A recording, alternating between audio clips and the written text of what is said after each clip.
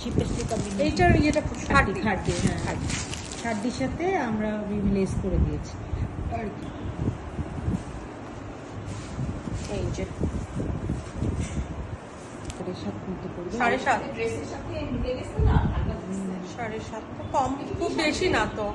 হাড্ডির উপরে আবার এত সুন্দর একটা লেসের কাজ।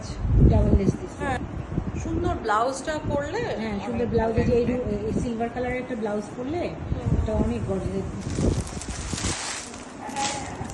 এটা হচ্ছে একটা মসলিন,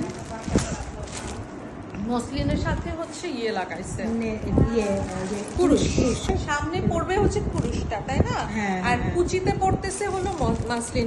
এগুলো আসলে একটু পরে দেখালে খুব ভালো লাগে। হ্যাঁ। আচ্ছা, এটা নিচটা পুরোটা মাসলিন, মাসলিনের মধ্যে আবার মধ্যে এই কুরুশ করে জোড়া করাই দিছি, কুরুশ দিয়ে জোড়া করাই দিছি। আর পাটটাও কুরুশ। পাটটা কুরুশ। হ্যাঁ একটু যারা আনকমন থাকতে চায় সেটা পরে আসলে একটা ছবি তোলা উচিত। হ্যাঁ, তো এটা দিয়ে যদি কেউ এই টাইপের ক্রুশের ব্লাউজ চায়, ভিতরটা যদি ক্রুশটার ভিতরে সাদা দিয়ে? হ্যাঁ হ্যাঁ, তাহলে ওটা অনেক ফুটবে।